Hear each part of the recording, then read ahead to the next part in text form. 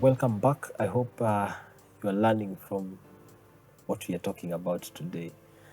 Today we are calm and collected because you're talking about a very serious topic, a topic that people have not discussed for so long.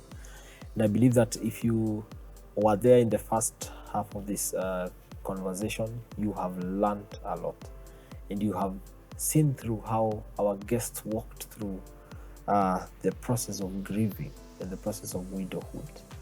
And I believe that you are learning, and if you're out there and you need someone to talk to, kindly reach out to us at Elevate TV Kenya at Marriage and Bliss, and I'm sure that you will get help and you will get someone to talk to, someone to open up to. Their numbers on your screen also that you can reach out on. Just talk to us, tell us what you're feeling, and someone will be on the other side just waiting on you to pray with you and to walk with you. So let me bring it back. I believe that after all this has happened, it took time before you accepted that this has actually happened. Then also it took time before you started talking about it. So for you, ulianza kuiongelea wapi? Yani ni wapi ulifungukia uka accept nitaongea kuhusu hiki kitu? Ilichukua time sana, ilichukua time kabisa. But nilionanga the moment naongea I'm healing. So ile naongea ninalia. Lakini naongea tu jua nikiongea nitaheal. Jua best yangu alikuwa ananiambia sema yani ukitaka kifeel kuongea ongea tu. Sana kuna alikuwa ananisikiza, she's a good listener. Sasa nilikuwa namwambia vile na feel. But nilikuja ku accept. Nakumbuka kuna time nilisema kwa yani till death do us part, ndio. Sa death ili did us part. So I had to accept. Na lazima pia ni move on, unaona? Wezi shinda place tu moja. Na ukaanza kuiongea. Nilikuwa naongea na lia, naongea na lia. Sasa sikuwa nataka sasa kuongea juu. Any time nilikuwa naongea na lia. Sasa nikamwambia God nipe strength. Kwa sababu tu strength inatoka tu kwako. Wewe nipe strength. At least nikiongea, alafu mostly unapata mtu mwenye kuja karibu na wewe, unapata ni widow, ama ni single mom. So you have to talk it. Naambia God nikimuongelesha nisilie juu. Mimi najaribu kumu-encourage. Na kuna vile ndamu-encourage nikilia, unaona? But what was the importance of crying? Hiyo wakati wenye ulikuwa unaongea unalia, ilisaidia aje ku let go of the pain? Ilisaidia sana juu the moment nilikuwa naongea na lia. Sasa next time nikiongea hiyo nini stalia hiyo, talia maybe kitu kingine different. It's good by that talk it. Usikae tu hata vile una feel ni poa. That's why hata udema nilikuwa nimeadvise you anytime una feel aje, funga mlango, omba, ama lament, ama nikulia lia ukiambia Mungu vile unataka. Lakini usilie ile hope ukue hopeless. Lia ukijua kuna hope. It's not the end of the world. Na mostly nikuja ni kulearn as in watu wanaonanga it's my fault, maybe I could have done something. It's not your fault. Mimi nasemanga everything ili happen, hakuna mtu angezuia ili kuwa hivyo. Sasa lazima ni accept na ni move on, unaona? Lazima u accept na ni move on. Because now sasa hata hawezi ilenga, ni something that has already happened. Lazima deal nayo. Una deal nayo kama mtu amekufa, una deal nayo. Mse amemaliza yake first. Kama alikuwa maybe hazi yako, death has done you part. So you have a life to live. Most of the time watu wana hold on memories. Na hizo ndizo zinamaliza mtu.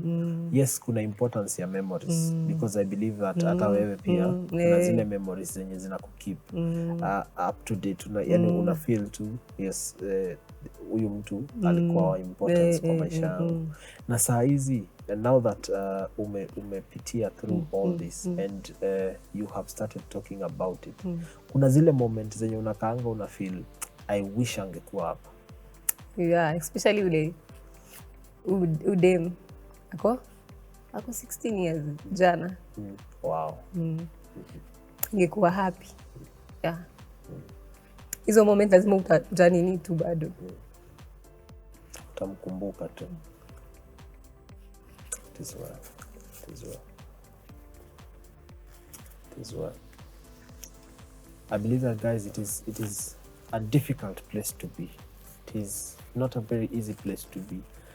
Being that your own child will have to grow up without a father, and you will have to stand in as a father and as a mother. It is a difficult place to be, and I believe I commend you because you have been strong for them. Yeah. You have stood Lazima. with them. You have stood with them because if ako 16 saa hii na umesimama naye to that point, it has not been an easy place to be. Yeah, it's not. But you have stood with them. Yeah, you have to be strong. That is. You have to be strong for your children. Remember kuna pastor kwa nasema hawa toi God amekupea wewe ni custodian tu, yani azina amekupea tu wewe ndio ukue maybe parent wao, kwa sababu God anajua uko na capacity. So fai kuwa let down, unafaa kuwa show the good values, unaona. Wow. I believe that umefanya kazi nzuri. Yeah, but through the help of God, juu alone huwezi, by the way. In life alone it's hard. But ukiambia God kile unataka, napata tu ina come through. Me majorly my strength, I draw my strength from God. Juu naambiwanga pray in the spirit. I really love by the gift of tongues. Juu kuna moments inafikanga unashanga wa vitu ni mingi sana hadi unashanga utafanyaje, unaona. But once unajua unaweza pray in tongues, unaambia Holy Ghost give me utterance. Yeah, and you really pray. Si ili una pray dakika kidogo, you pray. Ukitoka hapo nakwambia you get the solution. Uko na strength. Ndio inakubig up, unaona. Mimi nimedan na mimi startia kitu ambianga. Yani kila mtu achukue space yake aombe. Na imeni help by the way. Mimi nafunganga kwa hao kama mimi sina kitu ya kufanya. I pray. I really pray a lot juu. Through prayers ndo nimestand. Juu battles zangu na fight on my knees. Ama hao my in-laws. Si watakupenda wote, but God is the majority, unaona. Kama nakumbuka kuna time nilikuwa naambiwa hata watu huyu wewe ni mdogo, ila uelewe mahali pengine. Haina majina watu hii. Kama God alisema mimi ndo nitakuwa mama yao. Mbona ni waache ni watupe tu. Always waache. I have to be there for them. You have to stand in for them. Yeah. Juu hakuna mtu atawapenda vile mimi nimewapenda. Very true. Yeah. So prayers ni kitu important. Na learning to just pour out to God the way una feel na vile unataka. Na strength yangu, mimi nasemanga strength yangu naichukua from God juu God amekuwa pila. It's only God anajua hati yangu, unaona. Yeah. I believe kuna zile moments zenye apart from praying, kwa sababu kuna zile moments zenye you address God as a father, you address God as a God, and there are those moments that una address God kama bishte yako. Yeah. Unataka tu mfungukie tu hivi ndio na feel. How are those moments for you? But by the way, God is a friend. Nasemanga God is a friend that stick closer than a brother. Na ni kweli juu God akona wewe hapo. Anytime naambianga ukitembea Holy Ghost pia kuna wewe. Sio ndio helper God alituachia. Yeah, naambia tu God mazee, hivi ndio nataka. Hawa watu wana need hii. Nitafanyaje ni nini? Nipate, unaona? You have to provide for them. They deserve the best. Anything they wanna need. But God amekuwa faithful. Juu nikamwambia nikipeanga hiyo Isaiah 54. That your children shall be taught of God. Wow. And your children shall know the peace of God. So anytime wana need school fees. Naambia maze God, hawa watu wana need school. Na ulisema watoto wangu watasomeshwa na wewe. By the way, my children are in the best of schools. Na hawajai lack, by the way. They have never lacked. Kama my sis, huyu mkubwa ndo anafundisha huyu mwingine. Na anything ana need, ana sort. Sasa ati mimi ni mzuri. Naonanga mtu anasemanga wewe Mungu anakupenda. Mwambia yeye hawa tu ni wake. After all, yeah? So nimelearn tu ku trust God. Mwambia God nataka hii. Hata hizo vitu zenye unaona ni kitu dogo. Mimi kitu yote naambianga Mungu. Hata nikijanga hapa leo niko naambia God, maze, we come through. At least ni change maisha ya msee bahali. Juu kuna mtu mwenye anaenda go the same thing nimeenda go. But ajua ataanzia wapi, especially widows. Kuna widow niko na walk na yeye but niliona hii hapa ni kujimesa. Kwa sababu you two are still breathing. Naweza jipata hata huko mwingine. Si ni kweli. But nilantua ni kuambia God everything tu. Hata nikitembea kwa njia naambia hey God, kama kuna kitu natamani naambia hey God, nataka hii, natamani kukula hii, natamani hii. Na inakuja ina come through, ana come through tu. Sababu yeye ndio ametake your position ya husband na father na friend na friend. Ambia watu hii nipe wisdom ya kuwa raise. Wasiitoka kwa njia zako kwa sababu wakitoka kwa njia zako nitakuaje? Naweza taka at least kama za mtoi kijana anafanana na babake kabisa. Nasemanga God mtoi nataka grow. Na through yeye change lives. Hata die prematurely. Yeah. But hata hiyo time yenye before I die, hiyo ndio time nilikuwa najua God ana speaking through dreams, but I didn't know. Nilikuwa tu just a church goer, sikuwa najua. Juu hiyo time yote nilikuwa naona funeral, but I didn't know what ni nini naonanga kila siku. But from hiyo time, I really take my dreams seriously. Because God alikuwa ameanza kukuprepare beforehand. Before, Wow. Sasa saa hizi, you have to step in as a mother and as a father. Yes. Just as you've said, time ya birthday ya mtoi wako, you have to stand in, wewe ndio baba yake, wewe ndio mama yake. You are all that she knows. Yes. Na pia mtoi huyu mdogo, ni wewe tu anajua. How easy has it been knowing that roles zingine hazingewahi kusumbua? Kwa sababu ni vitu zenye maybe alikuwa anasota kiwa. Hizo ni vitu hata maybe haukuwa unajua venye zinafanyika. Na zilikuwa zinafanyika tu. So now hii responsibility yote ni wewe umewachiwa. How easy or how hard has it been for you? It has not been easy. Itakuwa easy. Kwa kusema tu iko providea. Inatake they really respect every dad. Yaani parent wote mwenye anaprovidea watu wake, naonanga huyu mtu wa maana sana. Kwa sababu wewe ndio kila kitu sahihi. It's not easy. But I thank God juu na come through too. But it is not easy. Ni kulearn to trust God. You are my provider, God. Mtu yana ni kitu. Ana sort tu. Ndio sasa hapa wenyewe. Sina wisdom ya venye ningelea watoi. But I need you to hold my hand. Kwa sababu pia wewe you are still walking out of it. You're still trying to find your way out of the grief. And now you're expected to also walk with the children. Kwa sababu watu wengine, most of the people actually, wao wanatembea, wanatoka, but wanawacha watoi kwa ile giza. Hao watoi hawajui what happened. Hawajui how are we going to get out of this place. Most of the time unapata mood swings inaingia, bipolar disease inaingia because mtoi hakufunguka. So for the children, how would you advise? Just look on this camera and just talk to someone out there. How would you advise mtu mwenye ako na watoi na amepitia hiyo grief? Yeye maybe amepona, maybe amelearn kuiwachilia. How can they walk together with their children ndio awatoe kwa hiyo wounds? Yazini kwangu mostly every night lazima tuwe na session tu, yani tunaongea, at least mtu anapoa out ni nini challenge amepata, unaona. Sasa pia ni poa ukiongelesha watu wako na waambia wapo wala ningi kupoa out, unaona. Alafu mostly pia nimewafundisha kupray. Sasa kila mtu ako na duty yake, kama leo ni mimi, kesho ni mimi mwingine mdogo, kesho mwingine. Sasa wanajuanga. Wanajua schedule venyewe. Wanajua schedule ile iko. Niwaambianga ni God ametufikisha hapa bali tuko. Na pia lanyi lazima mjue kuomba. Kama God baba yenu. Mimi nawaambianga kabla mtaka kitu, tisha God first before kuje kwangu. So that we learn ku trust God, unaona. Sasa ni poa. Ani watu wako wakipoa out.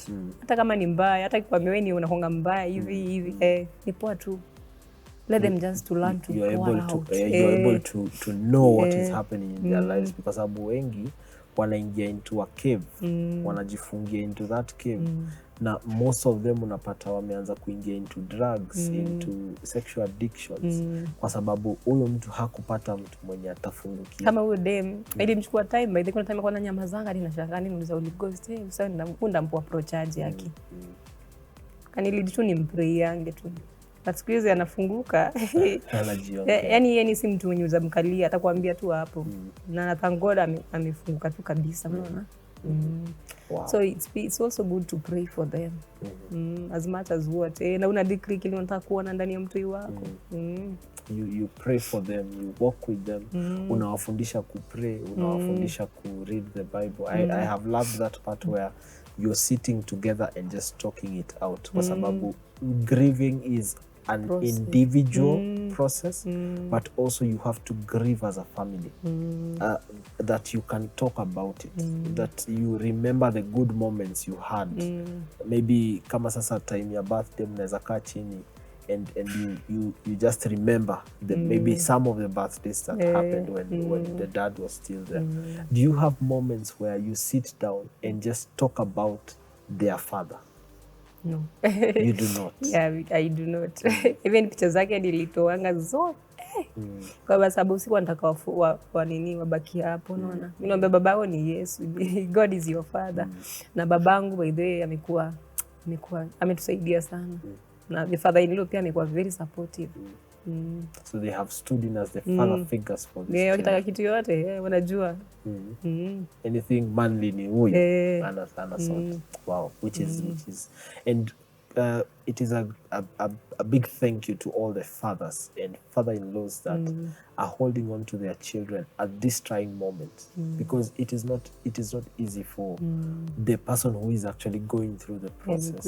And as much as wewe unaweza kuwa unahitaji, most of the time tunasahau wingi ya watoi na watoi ndio wanahitaji zaidi, because they are the future generation. Na once wamekuwa corrupted in their minds, na wakikosa mtu wa kuwa embrace as they are, because there is that affirmation that needs to be given by a father. And once I hear that your father and your father-in-law also are taking part of growing these children, hiyo ni blessing kubwa, by the way. Blessing kubwa sana. So for you, ulifunguka, umeamua this is what you're talking about, and you're helping people out there. If anyone wanted to just talk to you and walk with you, would you be willing to hold someone's hand? Because 7 years still, you're still grieving. It is a process. You are somewhere in the process, but at least you're ahead of some of them. So would you be willing to hold someone's hand and walk with them until they get to the end? Yes, more than willing, because sisi taka mtu andago kitu kaa hiyo, unaona. It's not easy, especially kama ujui God. Unaweza jiua bana, especially when you don't know God. Unashanga saa hii nitaanzaje, unaona. Which direction will I take? But prayers ina work. Your relationship na God, kumwambia tu vile una feel. Na wakuandas kabisa. Na Mungu semanga God will restore me, najua. Na alinipitisha hii process. Maybe nisaidie mtu mahali. There's a purpose for it. Wow. I believe that kuna watu wenye wako kule nje, widows and widowers, who are not confident enough to talk about their story, to talk about what they are going through, to talk about how they have been able to get, kwa sababu hata wenyewe hawajui kama wamehila ama hawajahila ama wako wapi in this chain of the whole healing process. And I believe that you are being an encouragement to many that are out there. Some of them maybe hawajafika to that level, but maybe in due course they will get to that level. And being that for you it was abrupt, it was something that you had not planned, it was something you had not foreseen, and you have been able to put your family together, because most families disintegrate at this moment. Wanafika mahali tu kila mtu ako njia yake, and it becomes a difficult place to just bring together wale watu wenye wanapitia vitu kama hizo. So you've said you draw your strength from God. That is where that is your pillar. Hapo ndio kila kitu yenye unataka inatoka. For someone that is out there and maybe knows God, and before hata tufike kwa hiyo question, kuna time yenye imefika ukauliza Mungu, bado huko ama ulipotea ukaenda mahali ama ulitake break. Does it get to that point? Yeah, kuna time ina take hivyo. Especially kama time yenye juu kama wewe ni friend ya God, lazima utake kujua ni nini anasema. Lazima usome word. Anytime maybe utakuwa na tu unasoma word. Hakuna vile utajuaje from God. You have to read the word of God so that you may be close to God. Prayer, hiyo prayer tu kuongea na God. Ni very important. Kuna time niko na feel hawa watu hii ni warudishi huko kwa father in law. Mimi niende zangu. But tena nakaa chini anasema hapana, hawa watu wana deserve the best. Very true. Na hata baba yao mali huko. Itakuwaje hata ingekuwa hapa saa hii singewaacha obvious. So I have to give them the best. Kuna moment inafikanga hivyo, but nimelearn salvation ni personal. Na pia kuwa na fear of God pia ni personal. So you have to work up to your salvation in fear and trembling. So each and every day feed the word of God. Soma word. Kama wezi soma sikiza. Kuna watu wameenda ahead of us. Kuna wale watu wenye they have the revelation. Ukisikia hiyo word uende usome Bible unapata una understand even more. Better. Wow. So it is important for you out there to just, as much as yes you're talking to everyone else, create a relationship with God. The only way you can speak to God is through prayer. The only way you can hear from God is through his word. So unawekea hapo to make sure that God becomes your everything. He opens up every new thing. Anakufungulia a new page every other time. Na you just open up to him na unamwambia kila kitu yenye unafeel. So now to this question that I wanted to ask. For those people that are out there and they don't know, maybe ameokoka, maybe hajaokoka, maybe it is something that they are trying to find their way out of this bush because they are in a bush. They don't know ni wapi nitatokea. They don't know ni nini nitafanya. What would your advice be for them that are out there and don't know where to go? One thing is advice mtu ni once mtu amekufa amemaliza yake, yani as in he's a spirit and you are a body, you have a body, soul na nini zote, si ndio? Sasa ni poa ukijua yeye amemaliza yake, wewe uko na race ya Quran, unaona? Na grieving, it's only God that can heal us. God ndo anajua. Wow. Ndio naweza sema. So grieving is a process. It is not something that you just wake up and it happens. It is something you need to go through. Na watu wengine most of the time wana ignore. Yeah, they don't accept. Just wana sitakubali. Na when this happens, they lock in so much pain and anger. Bitterness. Pole unapata mtu ameingia into depression, mtu ameingia into pain. They are mad at everyone. They are not yani amekasirikia kila mtu. Hadi mtoto akifanya kitu anamchapa in such a manner to suggest ni wewe umekosa kitu yote. So for you, what would your advice be in matters grieving? Just the importance of pouring it out, opening it up, talking about it to everybody. Okay, not to everybody. To the people that will understand, because some of them will not understand. What is the importance of breaking it down? This is what I feel. And also going to God and telling him, this is what I feel, this is the pain that I am going through. What is the importance of that? So that you may heal. It is very important so that you may heal and move forward. You have to accept that person is gone. You have to accept. Nasemanga, yeye amemaliza yake juu. Sasa ni wewe kungangana na life yako. Sasa ukilive in the past, uta move forward. Na God akona purpose. Mimi nasema God akona purpose kwa kila kitu. So you press forward. Hata kama ni mamako. Kuwa na hizo memories si mbaya, but press forward. Yeye amemaliza journey yake. Juu sinakwanga ni death ndio. Till death do us part. Death isha nini?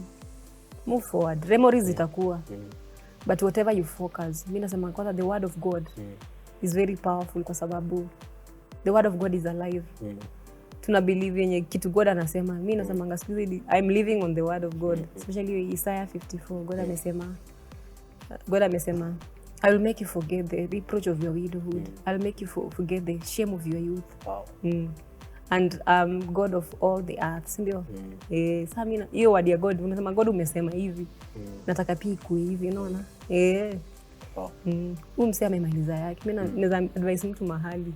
Maybe uli lose nani, ikuwe ni wife, ikuwe ni nani. You have to press forward. Huyu msee amemaliza yake. Na wewe uko na life ahead. And God akona mazuri. Kuna plans poa juu ya maisha yako. It's not the end of life. Na naweza ambia mtu bahali, maybe unaona you could have done something. There's nothing you could have done. It's not your fault. Once umeshajua it's not your fault, no accept. Hiki kitu may happen. Naweza mimi nasema especially ni poa ukiambia God vile unafeel. Juu God, mimi nasema it's only God mwenye atakukimbia. Juu unaweza kuwa kila siku unataka kupoa out. Ukipoa out maybe kila siku kwa mtu mmoja. Hata pia unamdrain. But it's only God is choka na wewe. Sasa mimi kile advice mtu yote mwenye na grieve. Go to God. Funga hiyo mlango na usilie ile hopelessly. Lia ukijua kuna hope. True. Yeah, kuna hope even after even you all that. Wow. Yes. Wow. Thank you very much. Asante sana for even opening up your story and who you are and what you have been through. We are really grateful, and I believe that out there people have learned a lot from you. And it is something that people need to talk about. It is a conversation people need to bring to the table to talk about widows and widowers and the grieving process and how to go through the grieving process. So if you're out there and you need someone to talk to, kindly just reach out to us on all our social media platforms at Elevate TV Kenya, at Marriage and BLISS, and the numbers on your screen. Just call and there's someone who will attend to you, someone who will talk to you, someone who will pray for you and make sure that all things work together for you. So thank you very much for watching. Do not touch that dial. You will continue being blessed. And thank you very much for coming. Asante sana kwa kukubali, kujifungua, and kufungua roho yako so that we can help people out there. We are really delighted. So do not touch that dial. See you next week. Same place, same time. And I know that you will be blessed. My name is Kanjagu. This is Marriage and BLISS. Elevate TV, advancing kingdom lifestyle.